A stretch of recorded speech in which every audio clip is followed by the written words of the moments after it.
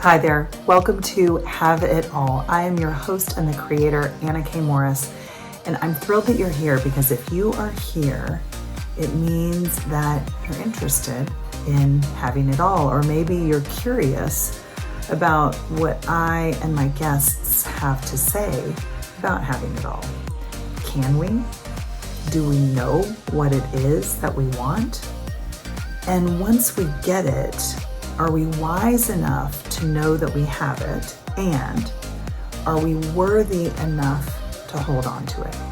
That's what we'll be exploring on the podcast. I'm so happy you're here, and let's get started. Hi, everybody. Anna K. Morris here, and welcome back to the Have It All podcast. I'm so happy you're here. And we're going to dive into the topic from the last podcast that I had with Dupe Witherick. She's a Thrive alcohol-free coach. And we got into a lot of the story that Dupe's had and what she's been successful helping people with. Not just going alcohol-free, but really thriving from that decision.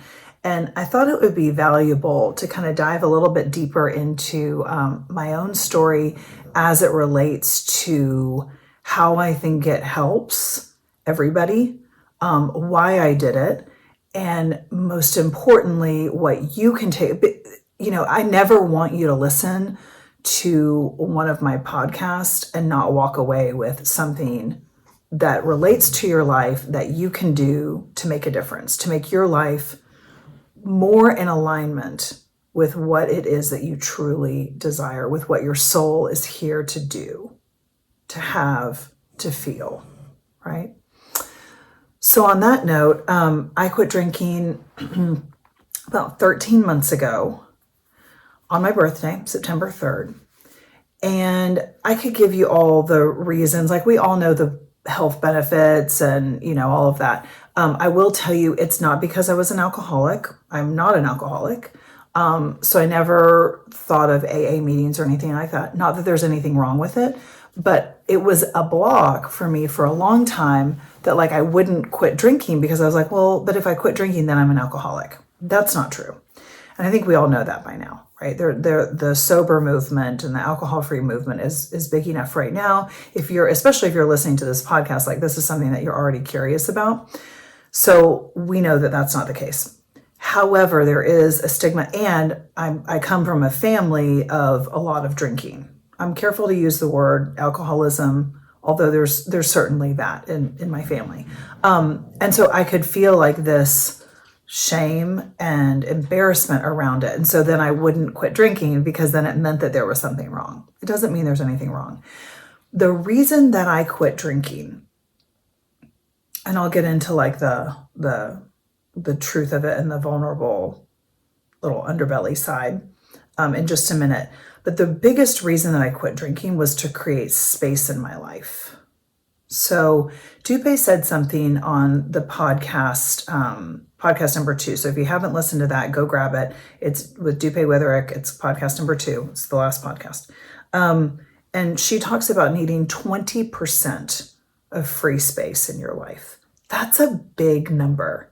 That means 1/5 of your life, of your day, is white space. And if you study human design, for my projectors out there, if you know human design and you know that you're a projector, we need it even more, right? Like when I think about how I'm setting up my business and how I want it to look and feel and work, like the actual hours that I am working in it or on it are pretty small, and they're very, very efficient. That's how projectors work best because we don't have our own energy. We burn out really fast. So this makes sense. Once I started learning more about human design, this started to make a lot of sense to me of like why I couldn't sustain like the all night, work sessions in college, and like the way that I was living in New York was such a burnout and fatigue. It took me years to recover from. So I knew that I really wanted to start meditating every morning. I really wanted to start with my friend Albina's 5 a.m. meditation club. Now I don't do that, but I still meditate every morning. I get up a little bit later, about 6. And what I was feeling is that by having that glass of wine when the kids were having a bath, it would just kind of take me down this natural spiral of like staying up too late, getting hooked on a show, watching too many episodes, going to bed later than I planned, waking up earlier, not feeling my best. If it was 1 glass, if it was 3 glasses, it didn't really matter. The same thing always kind of happened, right? So I took out alcohol to create more space in my life because I knew I needed meditation and I knew I needed to stay grounded. And let me tell you why I knew that. And this is the part that like, I don't really want to share, but if it makes a difference for somebody, like I will do it. Last summer was, I would probably say, the hardest summer of my life. I don't even know where to start. I won't go into a whole bunch of the backstory. I think that that's something that I'll do eventually on the podcast, but I'll do it with Derek. It just feels better to do that. But we had a really hard time in our marriage. So much so that like the man of my dreams, right? Which if you guys have watched any of my episodes or seen me over at Happy Karma Homes, like we've got a really great relationship. And I worked really hard to clean up my romantic life and my ideas about men and all the things in order to manifest the man of my dreams. And then I did. And then for the first time last summer, I thought about not being married to him. And there have been times in my marriage when I was frustrated, but at no point did I ever say like, I don't think I want to do this anymore. So when it came up last summer, it was in light of like a bunch of things that I discovered that I didn't know about with our business and money. And it's always, not always money, but it's frequently money, right? Money and sex with relationships. So there it was. And I thought, I don't think I can do this. Do I want to get a divorce? Was the question. And the answer was a resounding no. So so then my question is, because I'm coaching myself throughout my whole life, right? It's one of the reasons that I've waited to have a proper coaching business, because like I've needed to go through it myself so that when I'm coaching you, I'm really speaking from fucking experience, right? Like I'm not interested in any certifications or bullshit classroom, whatever. I'm into the school of life. And I've been doing this for 16 years and I've coached thousands of people and I know what works. So I know what works on myself. And the biggest thing to ask myself at the time was, do you want to be married to Derek? Put the stuff aside, put the frustrations and the sadness and the anger aside and answer that one solo question. And my answer was a resounding yes. Okay, so then my next question is, how do I be in this marriage when I'm so angry, when I feel so betrayed? When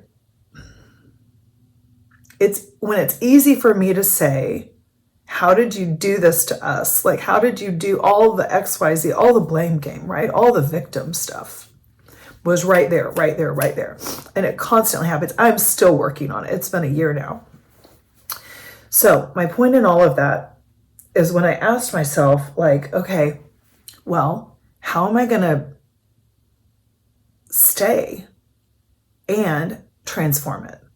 Because me running around like you're the bad guy and you did a bunch of like stuff that I'm not happy with and you betrayed me and blah, blah, blah, blah, blah. Like that doesn't work. That's not any kind of a marriage I want to be a part of. That's not any kind of friendship or partnership or any relationship that I want to be a part of.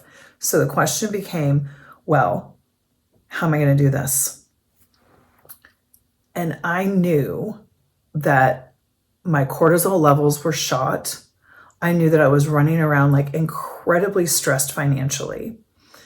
And the only thing that I could think to do was to start to take stuff out that wasn't serving me.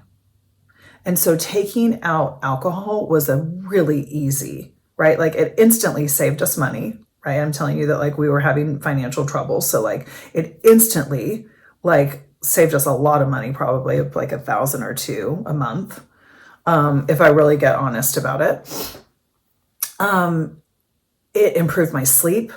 It gave me more time in the evenings, right? Like I just all of a sudden had this like free time to read a book or talk with Derek or watch one show, not five, or like take a bath, go to bed early, meditate, right? Like I started doing transcendental meditation. Like I started meditating twice a day.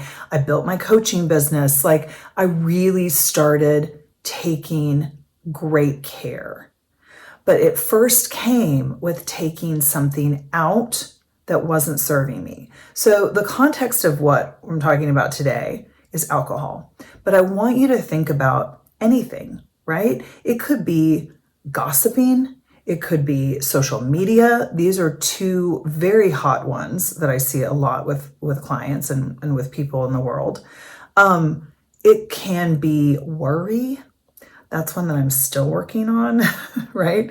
Like my automatic is to like worry, which completely takes me out of the present and out of the possibility of a new future, right? So I'm always asking myself if I'm going down the worry or stress train, to nowhere, I'm asking myself like, what is it that I'm actually worried about? And so journaling, if you've been here before, you know that I'm a huge proponent of journaling. We're going to be talking about that in the episode this Thursday with my guest who is magical. You're going to love her. We're going to be talking more about journaling in the artist way. So stay tuned for that episode 4. But my point in all of this is that I had to take something out that wasn't serving me. And then once I took alcohol out, I gave myself a year. Dupe, shares in the podcast that she did 21 days. I had done 21 days. I've done 28 days. I've done 3 months. I did 9 months when I was pregnant twice. It wasn't enough time. I'll just be really honest. Dupe is running a sober October right now. I highly recommend if you are sober curious, hopping into that. She's got great mocktails. Like I had to go cold turkey and I had to do a year. It needed to be significant enough. I needed to hit the holidays. I needed to hit birthday I remember being 1 month in, going to Puebla, Mexico for one of my favorite people in the whole entire world's 50th birthday. It was like this epic 3-day party. And I remember not drinking and I danced my ass off till 4 o'clock in the morning. No, maybe 3 o'clock in the morning, and realized that I'm the only sober person on this dance floor. And I was having a blast, and I woke up the next day and had no hangover. And it felt fucking amazing. So like jokes on everyone else. Sorry guys, like this is the way to go is kind of how I felt. Like I had more, money to go shopping, although we didn't at the time because we had all this financial stuff going on. So not really, but that's okay.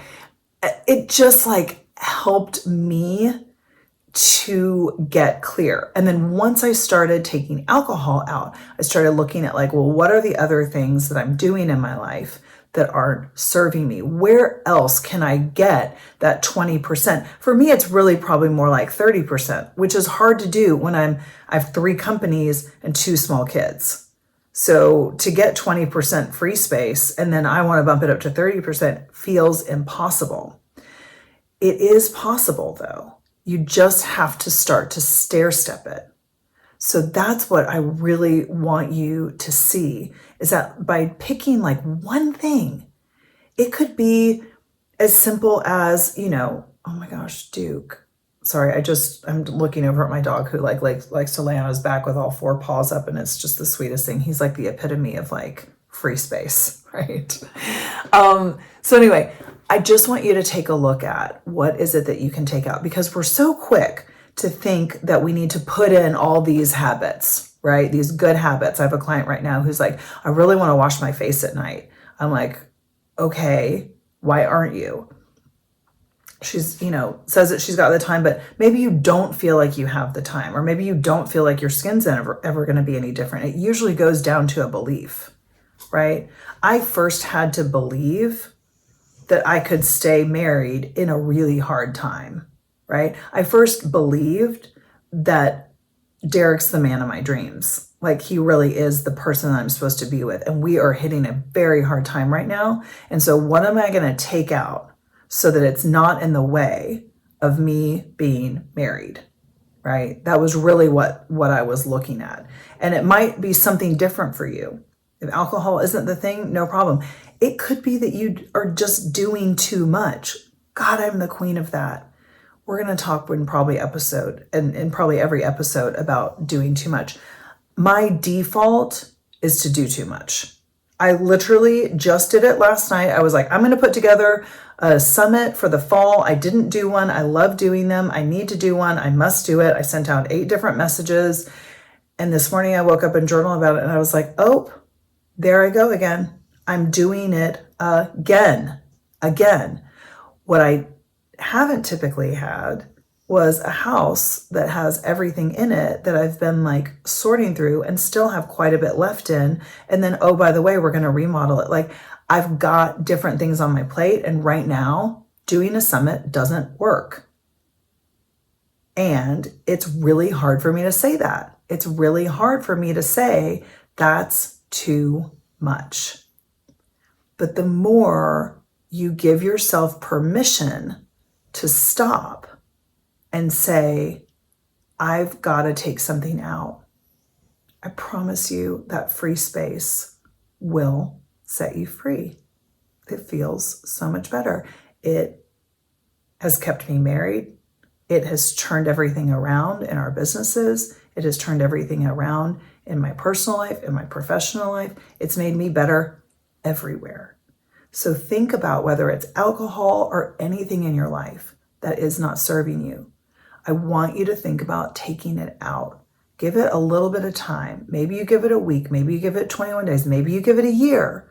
If you want any help with that, I am so here for you. You can send me an email always, hello@annakmorris.com, and you can always send me a message on social media.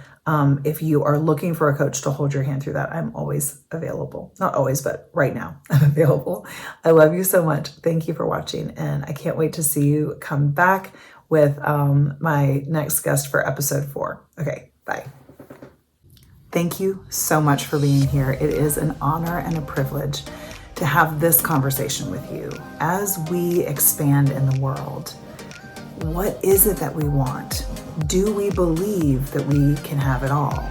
I hope this episode gave you some insights and some things to think about, and most importantly, some actions to go and take in your own life. If one of those actions is reaching out to me, I'm so thrilled and honored. You can always find me on my website, annakmorris.com, and you can always send me an email, hello@annakmorris.com. DM, texting, if you have my number, any of that is great too, and I would love to be in touch with you and help you have it all. I love you, and thank you so much for being here.